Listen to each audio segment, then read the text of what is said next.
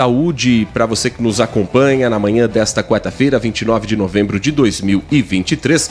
Estamos chegando ao final do mês de novembro, que é destinado à campanha do Novembro Azul a respeito da saúde masculina, principalmente do câncer de próstata. Mas esse é um cuidado que não deve terminar no mês de novembro e, obviamente, não somente nesse ano de 2023, porque dados do Instituto Nacional do Câncer estimam que entre esse ano de 2023 e 2025, o Brasil deve registrar 71.700 novos casos de câncer de próstata. E há também um estudo de algumas profissões, algumas atividades que estariam associadas a um risco maior da incidência no público masculino desse tipo de câncer. Obviamente que só ataca o homem. Algumas dessas profissões passam também pelo dia a dia de quem está nos acompanhando. E o nosso convidado no Manhã Bandeirantes é o Ivo Neves, especialista em ESG, uma sigla em inglês para Ambiental, Social e Governança, que vai explicar um pouco para a gente sobre que riscos são esses nas empresas e de que maneira essas empresas podem trabalhar para diminuir esses riscos. Ivo, muito obrigado por atender o nosso convite aqui no Manhã Bandeirantes. Prazer ouvi-lo, prazer ter você aqui no nosso programa. O prazer é meu, pessoal. É um prazer estar com a Rádio Bandeirantes, falando desse importante assunto e dos trabalhos preventivos, né, da atenção preventiva que todo mundo deve aí procurar, né, principalmente, obviamente, nós homens. As famílias também entram, eu vou explicar um pouco sobre isso, mas nós homens, né, procurar um tratamento ou, antes disso, né, consultas para trabalhar preventivamente contra essa doença. Segundo o INCA, os trabalhadores mais expostos à doença são os que atuam em fundição de metais não ferrosos, tratamento de madeira, indústria de eletrônicos, fabricação de vidros, produção e aplicação de agrotóxicos, produção e aplicação de inseticida, produção e reno de cádmio, produção de baterias, pilhas elétricas, produção de material à base de PVC, indústria de semicondutores e eletrodos, radiologia, usinas nucleares, mineração subterrânea, produção de borracha, atividades noturnas e bombeiros. As empresas estão preparadas para lidar com situações como essa que expõem o trabalhador não a algo tão visível, mas a algo que pode se desenvolver a médio e longo prazo, Ivo? Sim, discutir isso é muito interessante, porque você colocou de uma forma muito clara diversas profissões que apresentam riscos físicos e químicos muito característicos dessas atividades, né? Então tem fuligem, tem produtos químicos, tem agroquímicos, tem vários agentes aí que eles, ou por névoa, ou por partícula, ou por contato na pele, a pessoa tem acesso a esses agentes. É conhecido que a exposição a agentes estimula, obviamente, várias doenças. E estudos recentes mostram que o câncer de próstata tem incidência para quem não gerencia bem esses riscos. A gente vai falar, por exemplo, aqui de tabagismo, que é uma coisa que também aumenta muito, né, o caso do câncer de próstata. E o principal ponto é que, no ambiente de trabalho, quando a empresa faz um bom PGR, um bom programa de gerenciamento de riscos, e ele também faz um bom PCMSO, ele vai fazer um estudo e vai inclusive medir a quantidade desses agentes nas empresas e vai trabalhar com ações preventivas para minimizar ou até zerar, né, a exposição de dos trabalhadores a esses agentes. E, consequentemente, eles vão ter menos doenças. E uma delas, né, obviamente, câncer de próstata. Então, o mais importante aqui é a prevenção, a atitude da empresa em fazer um bom programa de gerenciamento de risco e um bom acompanhamento da saúde do trabalhador, para qualquer desvio, para qualquer dado ali de saúde daquele funcionário possa já ser direcionado a um tratamento. E, claro, o próprio funcionário buscando acompanhar a saúde masculina dele, né, indo, por exemplo, no urologista. É muito comum a gente falar que as mulheres, comum não, e é um dado isso, né, as mulheres são muito mais cuidadosas com a saúde, a expectativa de vida das mulheres é muito maior por conta disso, de um dos fatores a atenção da mulher para a saúde dela mesma, né. E no Novembro Azul, que a gente está encerrando o mês agora, é muito bom estimular o homem a procurar tratamento, porque ele ajuda em todo esse processo para minimizar, por exemplo, o câncer de próstata. Tiago Prudente, conosco no Manhã Bandeirantes, Ivo Neves, especialista em ESG, falando da relação entre trabalho e câncer de próstata. Oi, Ivo, muito obrigado pela participação aqui no Manhã Bandeirantes. Eu queria questionar o seguinte, né? Porque existe uma distância muito grande do discurso das empresas do que elas realizam no dia a dia. Por exemplo, se você pega hoje o setor de medicina do trabalho, não vou chamar aqui, é uma vergonha, na verdade, a forma que é lidado isso no país. Porque quem faz o exame de admissão ou o exame todo ano, o médico nem olha na cara do funcionário e dá uma carta lá que, ó, tá tudo ok aí, vai trabalhar. É preciso mudar essa cultura no Brasil e entender que a presença do médico lá na empresa, as políticas que são adotadas são importantes para o bem-estar, porque hoje eu só vejo o discurso. Na prática, eu não conheço nenhuma empresa que aplique na prática o cuidado do bem-estar realmente com o funcionário. E na minha visão, os exames que são realizados anualmente de medicina do trabalho demonstram, e o funcionário tem essa sensação que a empresa não está nem aí para ele. É mais ou menos isso? É preciso mudar uma cultura no país? Tiago, olha, eu vou, com muito respeito a esse processo, mas eu vou também comentar algumas questões. Contar uma história rápida. A nossa empresa é uma empresa que tem 17 anos já no segmento de sustentabilidade. E há 3 anos atrás nós abrimos um braço de saúde ocupacional. Mas nós abrimos exatamente para trabalhar saúde de uma maneira verdadeira.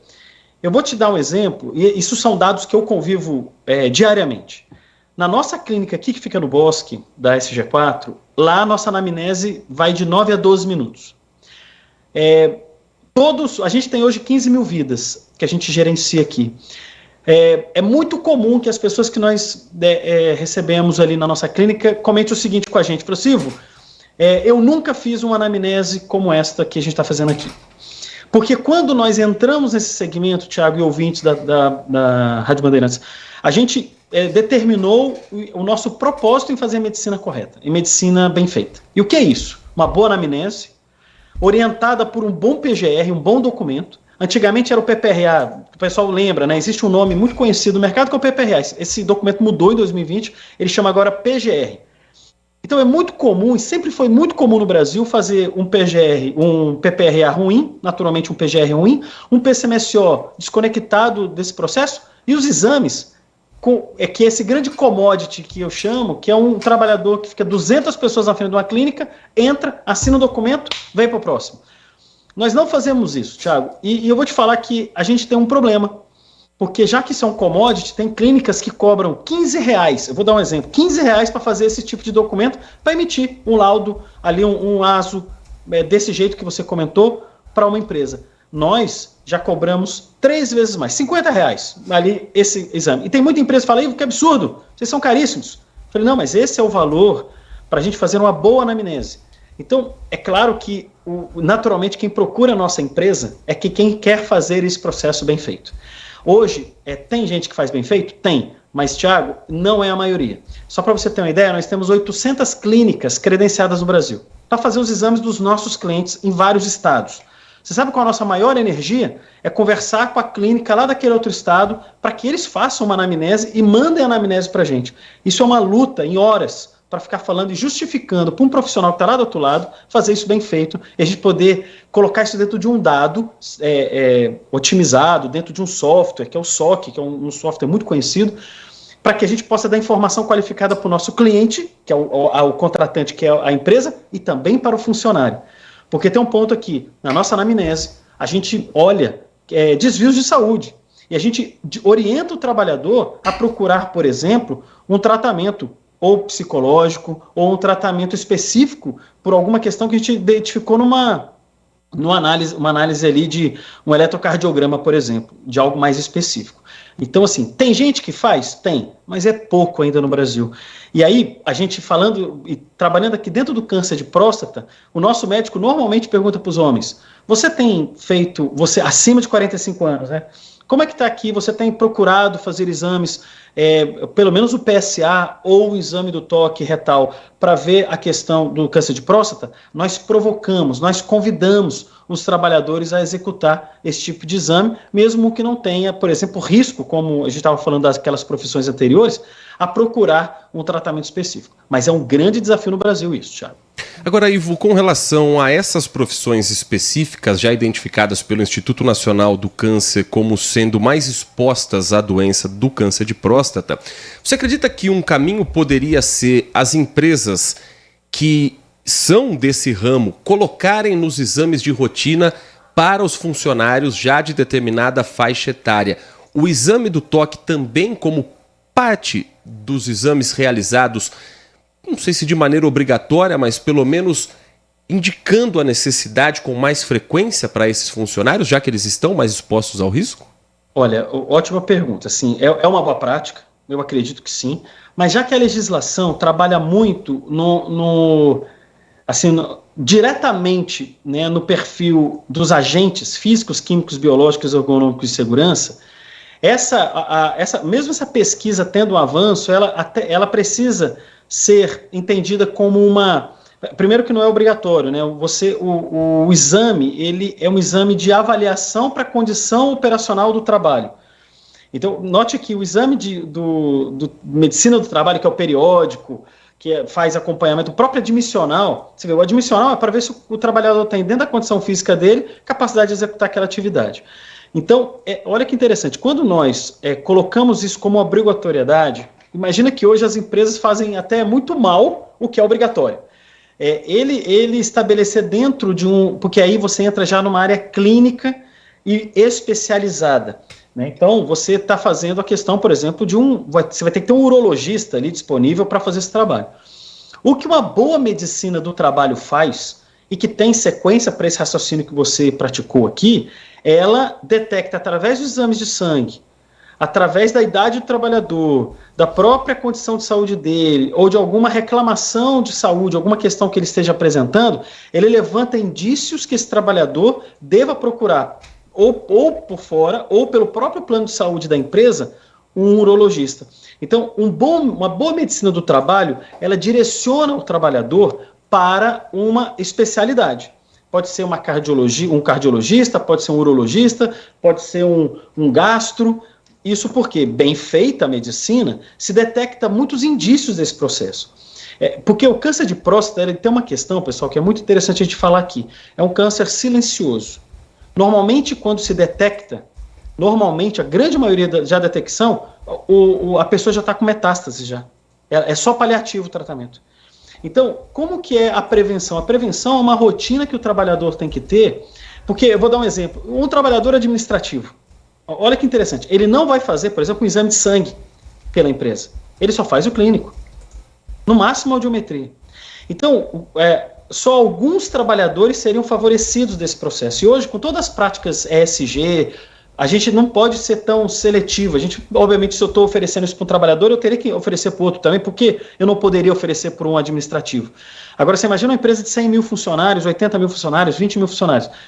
O que tem que haver, e o mecanismo que eu recomendo, é uma boa medicina para que seja levantado nesse momento uma suspeita e ele vá buscar um tratamento que seja efetivamente preventivo.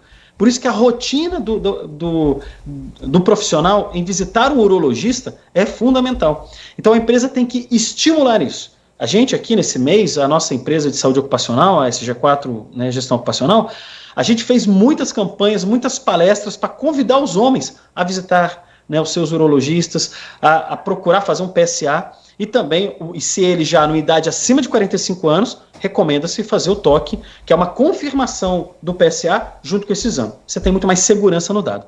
Mas é muito complicado a gente colocar isso como uma premissa, porque aí teremos que colocar também um profissional para verificar a saúde da mulher também. Então você imagina como isso ia ser muito amplo e já não é feito o mínimo, imagina colocar espectros mais especializados, né? Quem sabe um dia, né, Ivo? Quem sabe um dia. Quem sabe um dia. Nós conversamos aqui no Manhã Bandeirantes com o Ivo Neves, especialista em ESG, sigla em inglês para Ambiental, Social e Governança, ele que é da SG4 Gestão Ocupacional. Ivo, muito obrigado pela sua atenção com o nosso ouvinte da Rádio Bandeirantes, esclarecimentos muito importantes, não apenas para o Novembro Azul, mas para o ano todo para a saúde masculina. Um grande abraço para você e bom trabalho para toda a equipe da SG4. Perfeito, muito obrigado, pessoal, e vamos nos cuidar. Obrigado. Ainda falando sobre saúde, a Rafaela Oliveira está chegando.